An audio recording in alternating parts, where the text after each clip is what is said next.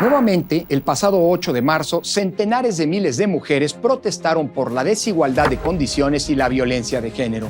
En ese marco, hoy, en Ruta Electoral 2024, vamos a analizar los avances que en materia de paridad y de elecciones más justas e incluyentes hemos conseguido. Además, con Maite Azuela haremos un corte de caja de las primeras 2 semanas de las campañas electorales. Quédese con nosotros.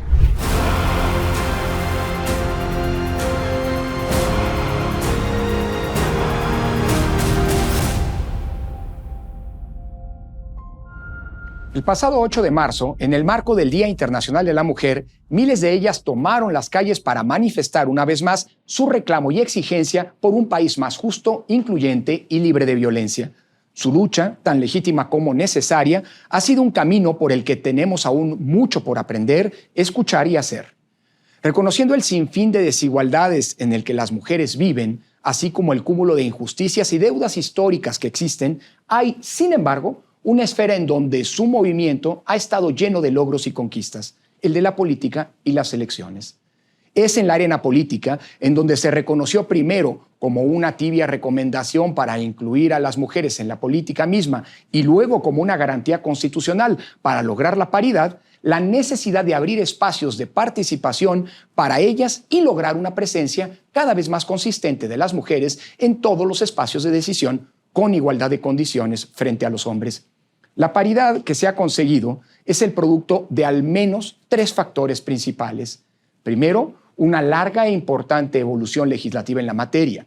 Segundo, acuerdos y sentencias de las autoridades electorales, tanto administrativas como jurisdiccionales, que han introducido medidas afirmativas para lograr una mayor inclusión y presencia de las mujeres en espacios de representación política. Y tercero, sinergias creadas entre instituciones, organismos internacionales y organizaciones de la sociedad civil para elevar el contexto de exigencia a todos los actores políticos, pero principalmente a los partidos. Bárbara, ayúdanos a hacer un recuento de las principales etapas de esta larga, pero al final del día fructífera evolución.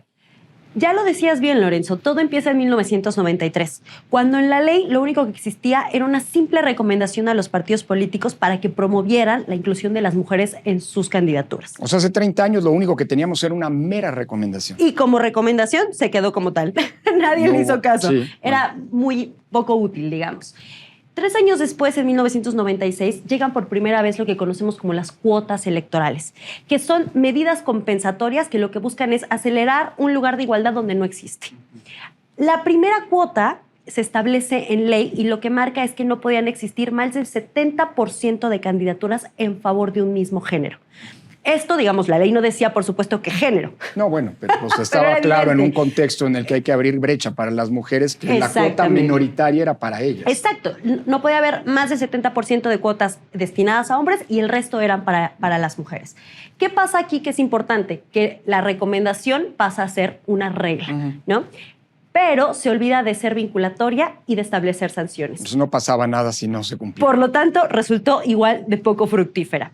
Tuvimos que esperar un poco más hasta la reforma de 2007, cuando la cuota electoral se eleva un poco más y entonces de 70-30 pasamos a 60-40. Es decir, la ley ahora dice que las postulaciones no pueden destinarse en un 60% para un mismo género. 60 para hombres, 40 para mujeres. Y acá empieza a funcionar un poquito más porque empiezan a establecerse, digamos, algunos ciertos tipos de sanciones en caso de incumplirlo. De hecho, el INE y el tribunal podían, el IFE en su momento y el tribunal, podían incluso dejar de registrar candidaturas de hombres para que se cumpliera la cuota de mujeres. Es la primera vez que empieza a pasar esto. Ya hay una vinculatoriedad. Y una obligación, digamos, que se empieza a sentir real. Así nos vamos y hasta, ojo, en 2007 también es la primera vez que se establece en ley que los partidos políticos tienen que destinar 2% de su financiamiento ordinario público para promocionar y promover el liderazgo político de las mujeres. O sea, ya hay una cuota de dinero que además es fiscalizable para promover la participación de las mujeres. Porque además los partidos lo que decían es, pues es que ¿de dónde sacamos a las mujeres? Bueno, si no esa hay. historia se ha contado muchas veces. Correcto. Bueno, así nos vamos y llegamos hasta la reforma de 2014, donde entonces la paridad, digamos, llega a ser un principio constitucional. Abandonamos el sistema de cuotas, dejamos de ser 70-30, 60-40, empujamos un poco más y decimos mitad y mitad.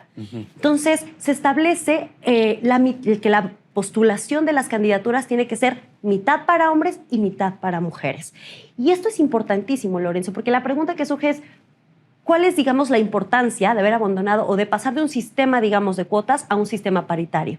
Y es que el asunto de las mujeres deja de ser una cosa de reglas para convertirse en una cuestión de principios, es decir, que rigen todas las decisiones del sistema electoral. Claro. Y que dan como consecuencia también que las autoridades electorales empiecen a tomar, además de lo que dice la ley, una serie de medidas para que en los hechos podamos avanzar, como a mí me gusta decir, de la paridad en las candidaturas a una efectiva paridad en la representación como la que tenemos hoy en día. Ya veremos y platicaremos justo de eso. También en 2014, el financiamiento que hablábamos, que se le obligó a los partidos, se aumenta un poco más y pasa de ser del 2 al 3%. Así es. Y con todas estas reglas, Lorenzo, en 2018 logramos tener, digamos, el Congreso más paritario por primera vez en nuestra historia. De los 128 espacios que hay en las senadurías, llegaron 63 mujeres. Y de los 500 espacios de las diputaciones, llegaron 241 mujeres. Es decir, prácticamente los hechos mitad y mitad. Correcto. En ambas cámaras. Fue un gran logro, fue una gran conquista, digamos, en este camino. Claro. Y ojo, para que esto sucediera, las autoridades electorales han tenido que hacer lo suyo. Porque la realidad, Lorenzo, es que la historia de la paridad también ha sido una historia de resistencia y de negligencia. La ley avanza, pero los partidos se niegan a cumplirla. Y cuando ahí ellos mismos la empujaron. O sea, claro. Una cosa es el discurso público, votamos para que esto esté en la ley, pero a la hora de cumplirla tengo mis reticencias. Y ahí han entrado las autoridades, tanto administrativas como, ya lo decías incluso, por parte de los tribunales, que han hecho acuerdos y sentencias, ¿no? Para ir, digamos, ajustando las lagunas, ajustando las cuerdas y que la paridad, digamos, siga siendo hoy una realidad. Sí, y digamos, creo que es importante el recuento histórico que haces, Bárbara, porque hay que entender que la construcción de esto que la ONU Mujeres ha llamado el modelo mexicano de la paridad de género. Nos volvimos un modelo incluso... A nivel internacional, es producto de una larga historia, breve en el tiempo, pero una historia muy acelerada de cambios que paulatina y gradualmente fueron cambiando y que, como decías, no estuvieron exentos de reticencias. En algún momento de esta historia, por ejemplo, en las diputaciones de representación proporcional, se estableció que en cada segmento de 5 de las listas, de 5 diputaciones, 2 tenían que ser para un género, o solo podían ser 2 de un determinado género, que al final eran para las mujeres. ¿Qué hicieron los partidos? Ponerlas al final. O sea, 3 hombres primero y 2 mujeres, hasta que el INE dijo, no, eso no, tienen que ser alternadas en esta lógica de cremallera, uno y uno. Después, cuando se concretó lo de las cuotas, en algún momento, ¿quién no se acuerda de ese triste episodio conocido como las Juanitas? Bueno, cumplía con la cuota postulando mujeres a una candidata mujer, pero que tenía un suplente hombre. Y cuando ganaba la elección, pues le hacían renunciar para que el hombre entrara como suplente. Fuertísimo. Y esto llevó al tribunal a decir, no, espérenme, todas las fórmulas que sirven para cumplir las cuotas tienen que ser de mujer-mujer. Integradas por el mismo género. Así es, para evitar este tipo de burla. O más adelante, cuando se estableció la paridad, pues muchos partidos decían, ok, cumplo, mitad de candidatas mitad de candidatos, pero a las mujeres las pongo en donde sé que voy a perder. Sí. Y entonces tuvieron que entrar las autoridades electorales y decir, no, espérame, tienes que hacer bloques de competitividad y por lo tanto, en donde tú eres competitivo partido político, porque lo has sido históricamente, allí mitad de las candidaturas para hombres y mitad para mujeres. Es decir, hubo una serie de medidas afirmativas que fueron tomando las autoridades electorales, el INE y el Tribunal Electoral, que fueron venciendo esas resistencias y que permitieron, insisto, que de la paridad en las postulaciones llegáramos a una paridad efectiva. Otro episodio, por ejemplo, interesante es cuando el Tribunal Electoral dijo, la paridad en la Constitución, esto que nos mencionabas ocurrió en 2014, es para las candidaturas a diputaciones. Pero yo las voy a interpretar para que también ocurra eso en las alcaldías, en lo que se conoce como paridad horizontal y vertical.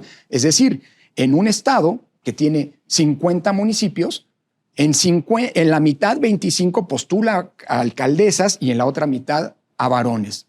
Y hacia adentro, en las listas que presentas para las regidurías, las sindicaturas, etcétera, ponme, bajo la misma lógica que en las diputaciones, una lista alternada, hombre-mujer, así sucesivamente. Es decir, Las autoridades electorales tienen también, más allá de la ley, una historia importante que contar en este proceso de empoderamiento y de mayor participación de las mujeres, porque se tomaron medidas afirmativas que fueron muy importantes para lograr lo que hoy tenemos. La Cámara de Diputados, que fue electa en 2021, la que todavía está en funciones, tiene 250 diputadas y 250 varones. Paridad estricta, correcto. Logros que se han logrado justo con este tema, ¿no? Y además, creo que es muy interesante cómo lo planteas, Lorenzo. Pasamos de tener una paridad en el sentido de las postulaciones. Sí, en las candidaturas. Exacto, a una paridad que tiene que verse reflejada en la representación. Es decir, en los hechos, en la integración de los órganos. Y para esto fue muy importante el último salto que se dio en el tema, que fue en la reforma de 2019, que se conoció como la paridad, la reforma de la paridad en todo. Es decir, que este principio se extendió a la conformación de todos los órganos públicos, poderes de la Unión y órganos autónomos. Así es. Y hay que agregar dos cosas más, Lorenzo. Decir, uno, que el principio de paridad no solo se ha visto, digamos, a nivel federal, sino que también ha impactado en cargos unipersonales como las gubernaturas y a nivel municipal, donde el avance ha sido mucho menor, porque ahí es donde están, digamos, más intrigados o más arraigados los sesgos de género que les han impedido a las mujeres ahí llegar a los cargos. Te pongo rapidísimo un ejemplo. En Baja California Sur, por ejemplo, tenemos 80% de mujeres en las presidencias municipales versus Chiapas, donde solo hay un 14%. Es decir, ahí hay un gran trabajo. En los municipios todavía hay una frontera. A nivel nacional, solamente el 28% de las alcaldías están gobernadas por mujeres. Exacto. Todavía la paridad ahí no ha llegado. Exacto. Pero ahí vamos, ahí vamos. Sí. Y la segunda es decir, que me parece súper como un reconocimiento a la lucha de las mujeres que ha servido como ejemplo para otros grupos en situación de vulnerabilidad que, digamos, vieron el camino que se siguió y hoy también a partir de cuotas electorales han podido llegar a la representación en el Congreso. Estoy hablando de personas indígenas, de migrantes, afromexicanas, personas con discapacidad que hoy también están integrando nuestros órganos de representación. Con un dato adicional, ninguna de la representación de estos grupos que han sido históricamente excluidos, indígenas, afromexicanos, migrantes, personas de la diversidad, que pertenecen a grupos de la diversidad sexual o personas con algún tipo de discapacidad, está establecida como cuota en ley. Son todas medidas afirmativas que han tomado el INE y el Tribunal Electoral. Entonces, allí todavía hay un terreno para explorar de manera muy importante. Y esa sinergia de la que hablabas al principio del programa, que sigue funcionando. Y yo te diría, Lorenzo, ojo, para 2024, ¿no? Hablando, digamos, de cómo este principio impactando hoy en las elecciones que estamos viviendo, es... Uno, los partidos tuvieron que postular por lo menos a 5 mujeres en las 9 gubernaturas que se están disputando. La segunda es que se van a conservar los bloques de competitividad de los que nos hablabas. Se conserva ahora también la regla de que en la conformación, digamos, de las candidaturas, la suplencia puede ser mujer, incluso si el propietario es hombre, ¿no? Esto beneficia en caso de que haya una renuncia. La mitad de las fórmulas tienen que ser mujer, propietario y suplente, y la otra mitad pueden ser un hombre, propietario, pero una mujer suplente. Correcto.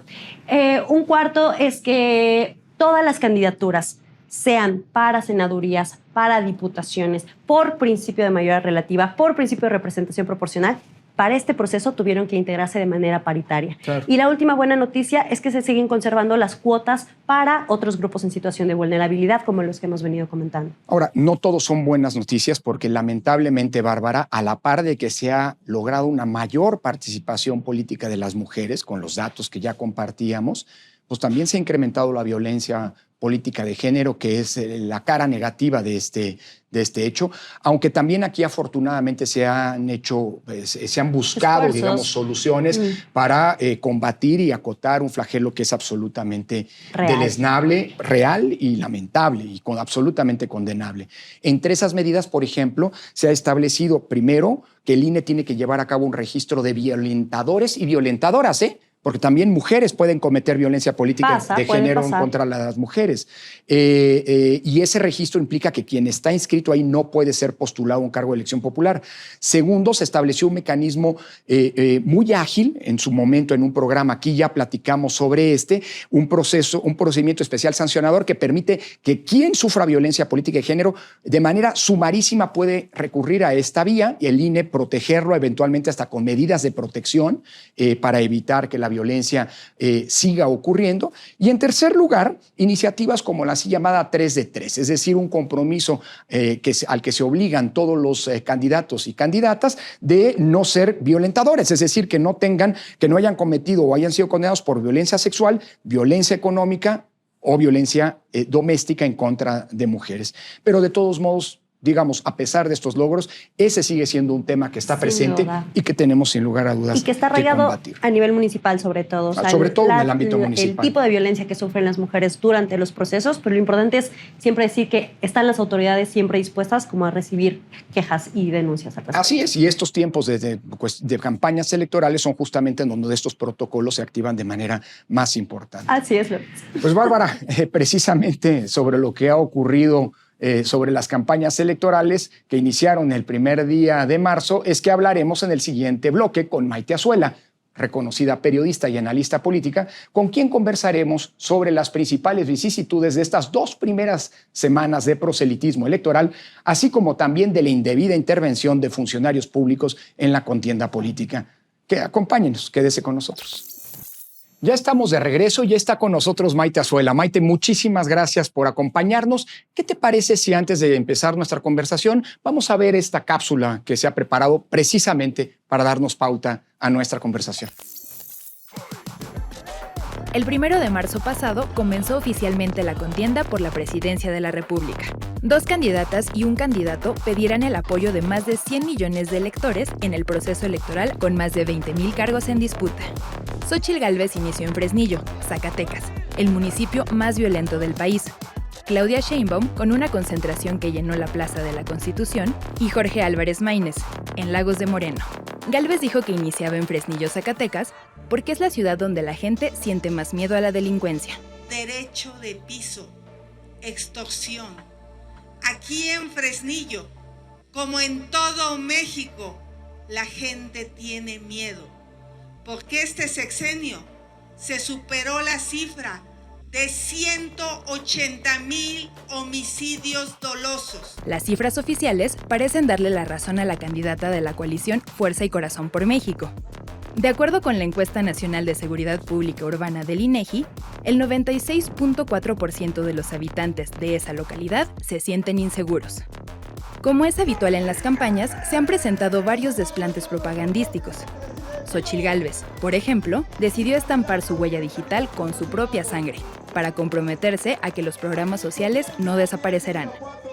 Yo, Xóchitl Gálvez, cuando asuma el cargo de presidenta de los Estados Unidos mexicanos, no se eliminarán los programas sociales, que son un derecho de las mexicanas y mexicanos. Claudia Sheinbaum ha hecho pronunciamientos que, en su mayoría, mantienen las políticas del actual gobierno. Ha dicho, como el presidente López Obrador, que el Instituto Nacional Electoral debe cambiar porque cuesta demasiado. Pero tenemos que garantizar que nunca más haya fraudes electorales en el país, pues tenemos que cambiar al Instituto Nacional Electoral. La campaña electoral ha tenido varios elementos negativos. Por ejemplo, la Comisión Nacional de Derechos Humanos, que por ley no debe entrometerse en asuntos electorales, arremetió en contra de los asistentes a la multitudinaria manifestación en defensa de la democracia del 18 de febrero pasado.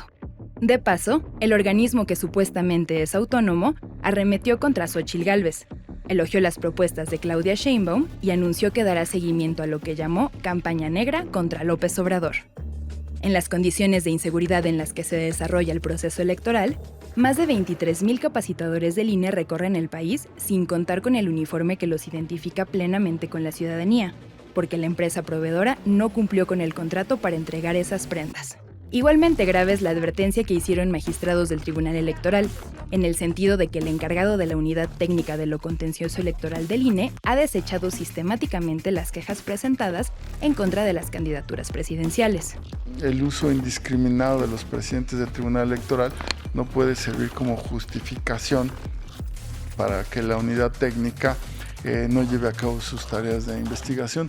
Y mientras la presidenta de la Corte, Norma Piña, hizo valer una vez más la independencia del Poder Judicial al sostener que no cederán ni un milímetro en mantener la independencia de los juzgadores, El presidente de la República se encuentra de gira en plena campaña electoral y sin suspender las conferencias matutinas en las que descalifica las propuestas de los candidatos de oposición.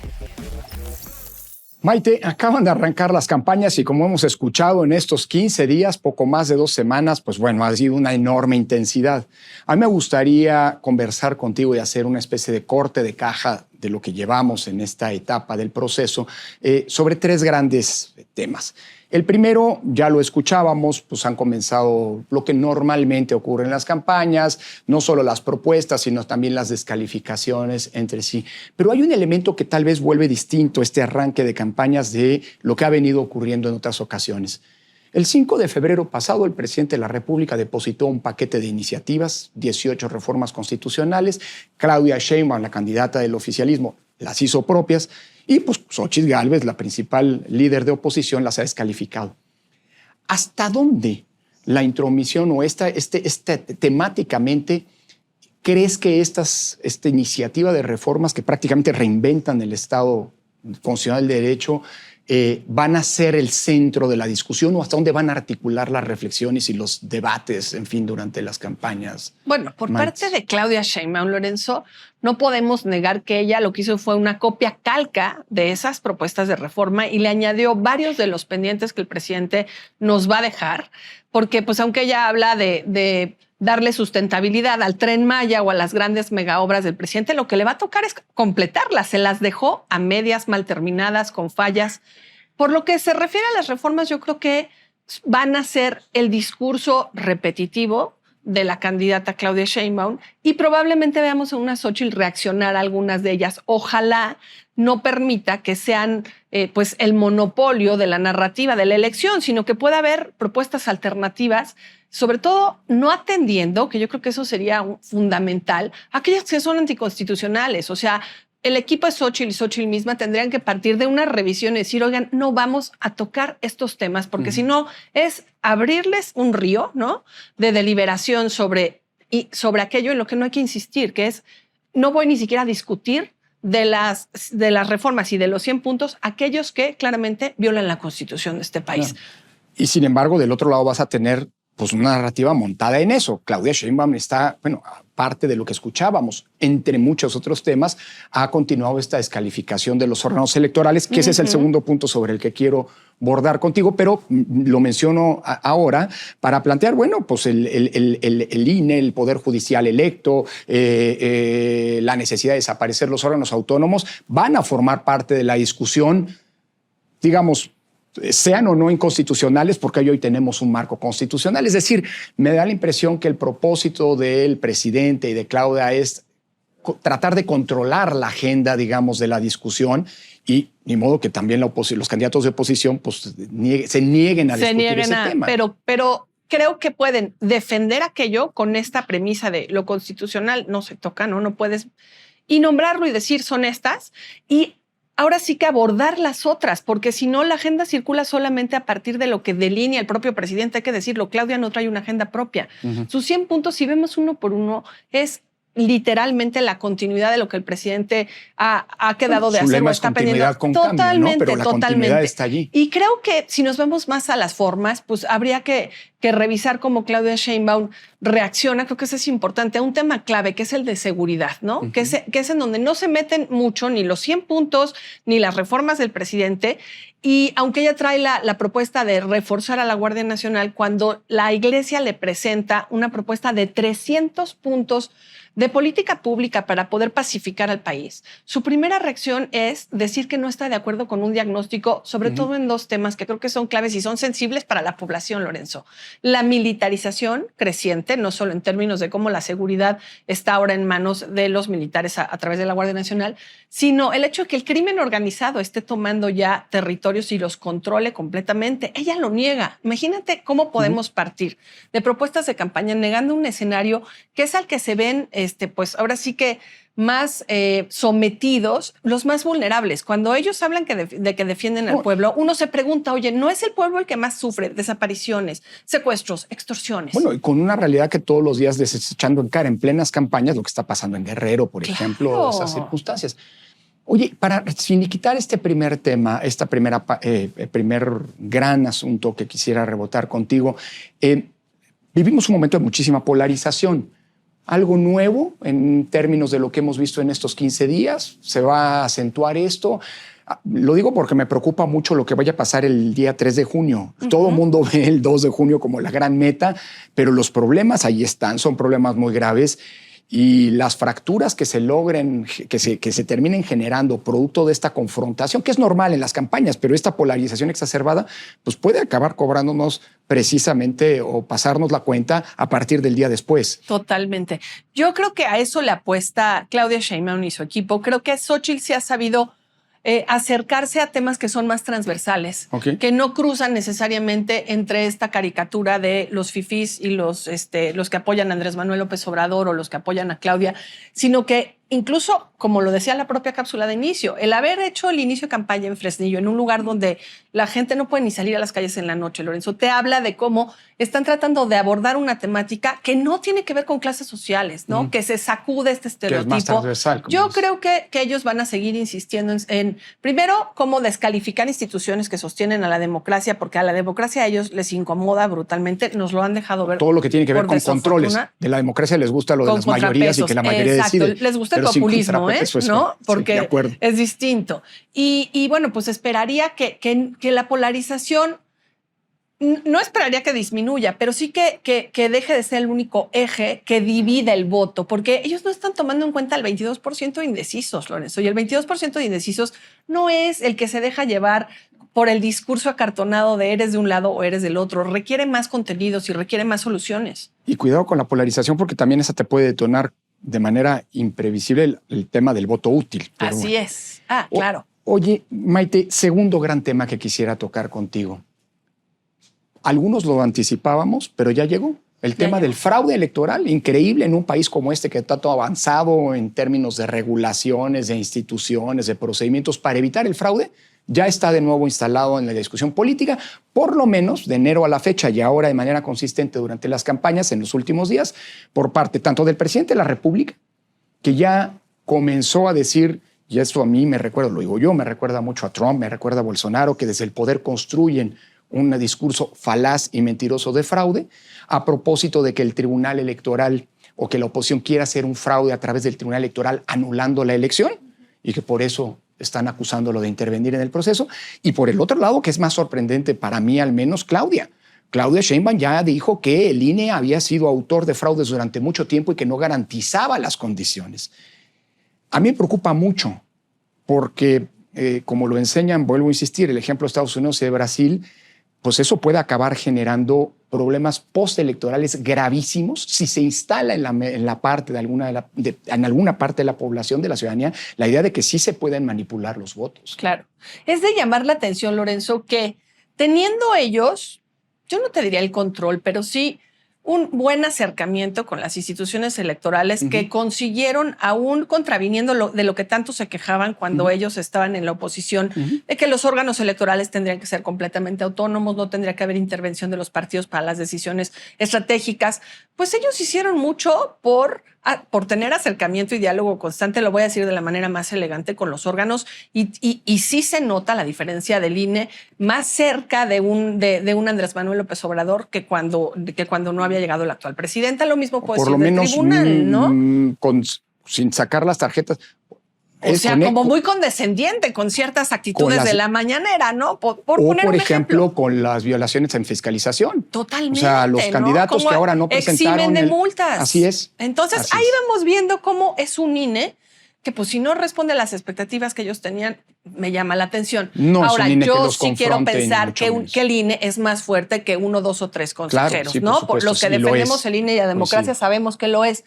Me llama la atención que estén anunciando esta posibilidad de fraude, que estén hablando incluso de un golpe de Estado, porque creo que entonces algo no les está cuadrando con esta idea de que ellos van a arrasar en la elección, con esta idea de que están a 30 puntos de Xóchitl Gálvez, de que van a tener el control total del Congreso, de que van a ganar muchísimas gobernaturas. Es decir, es muy contradictorio un discurso en donde tú vas ganador y estás advirtiendo que el árbitro está vendido. Pues si tú vas ganador y sabes que vas a llegar con todo, confías en tus electores, confías en el proceso, es porque algo de su propio desempeño electoral, no les está dando la satisfacción o la seguridad. A menos que estén, por ahí es una tesis que quiero, pongo sobre la mesa para discutir, a menos que estén, digámoslo así, comprando un seguro que de todos modos les va a redituar, déjame decirlo de esta manera. El discurso del fraude es, por supuesto, útil para quien pierde una elección, pues porque le da la legitimidad de patear la mesa y decir, no, perdí, me hicieron un fraude. Pero incluso si ganas, sobre todo con esta mentalidad a la que está tan propensa el actual gobierno, sobre todo López Obrador, el discurso del fraude te sirve incluso si ganas, porque te sirve para alimentar la lógica de que el pueblo que lucha contra sus enemigos logró vencerlos una vez más. En 2018 hubo algunos propagandistas del gobierno, pseudoacadémicos, que dijeron, el INE estaba organizando un fraude, pero el tsunami de votos en favor de la transformación les ganó. Pero yo no veo un tsunami de votos como ese. No, y claro. creo que ellos tampoco lo ven, Lorenzo. Probablemente, por sin eso duda. tendrían que tener más cuidado en sus declaraciones. No es lo mismo contar con ese tsunami de votos y esas diferencias abismales entre un candidato y otro que sí tuvo Andrés Manuel López Obrador y que le ha dado la legitimidad de largo plazo que le vemos, que una Claudia Sheinbaum que probablemente llegue 10 puntos arriba de Xóchitl Gálvez. Entonces, que ellos hayan sido los que señalan en fraude y que lleguen con esa diferencia cuestionable, pues puede revertir el resultado en tribunales. Creo que también por eso lo están vislumbrando. Dices 10 puntos, yo creo que yo a lo mejor porque estuve mucho tiempo en la autoridad electoral y mi mentalidad era siempre, no es anticipaciones, pero hay que prepararse para el peor escenario, como sociedad y las autoridades también. Y el peor escenario siempre es un escenario en donde no puedes dar un ganador la noche de la elección y demás. Y en ese contexto, ese discurso del fraude puede ser profundamente disruptivo, con independencia de que puede acabar siendo un boomerang hasta para quien lo pone sobre la mesa. Así lo veo. Yo creo que es tiempo de ir desmontando. Que se vayan moderando con eso porque puede resultar, ¿no? Hay que empezar a pensar de nuevo en el 3 de junio porque va a llegar. Va a llegar. El último punto que quisiera rebotar contigo, Maite, es el que ya escuchábamos en la nota. Pues sabemos que el presidente fue un violador profesional de la Constitución, no tiene ningún empacho en meterse y transgredir la prohibición que lo obliga a la neutralidad y de interferir tratando de incidir en los votos de los ciudadanos, en las preferencias electorales de los ciudadanos.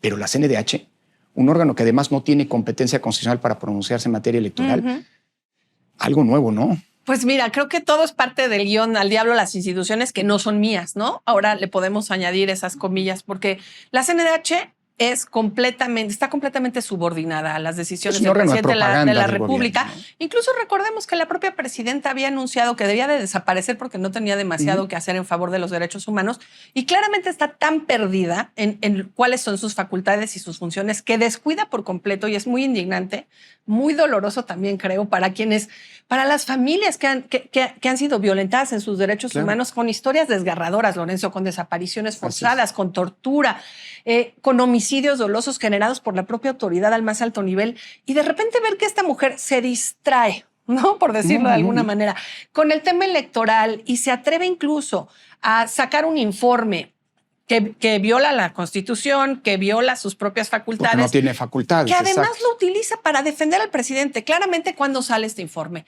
Cuando se le acusa al presidente de haber recibido recursos del narcotráfico e incluso la comisión se atreve ya en su informe a poner una lista de cuáles son las violaciones electorales y por lo tanto desde su punto de vista de derechos humanos, ¿no? Cosa que no le compete. Y es muy abrumador revisar cómo en su propio informe ellos violan la libertad de expresión, ¿no? Atentan contra la división de facultades que le correspondería solamente al INE o le correspondería en su caso al tribunal. Claro. Y juegan mucho con esa narrativa defender al presidente, a sus hijos, a Claudia Sheinbaum. Cuelan por ahí algunos ejemplos en donde están defendiendo a Xóchitl Gálvez porque se publicó su teléfono, en donde algunos funcionarios del PAN se presentaron alguna queja, pero en realidad espolvorean esto y es una desbandada contra aquellas acciones electorales que lastiman la imagen del presidente de la República y de su partido. No, y además advierten que van a hacer ciertas funciones que además de ninguna manera les competen. Es decir, vamos a hacer una lista de cuáles son las campañas negras. Eso. Perdóname, es una comisión de garantía de los derechos humanos, no de censura. Descalifican a los ciudadanos que fueron a una marcha porque dicen que se violan derechos.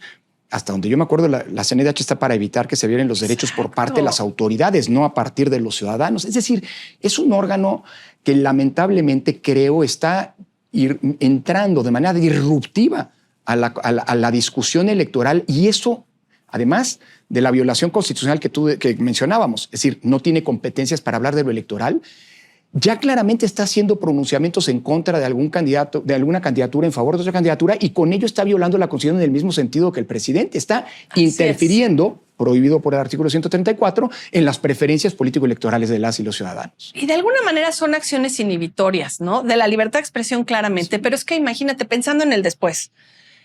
Latinus es directamente atacado, porque no se me ocurre otro verbo, por la Comisión Nacional de Derechos Humanos. Lo menciona como tal justamente por el reportaje del 16 de febrero en el que se observa la utilización de recursos y que tienen a una persona anónima dando este testimonio.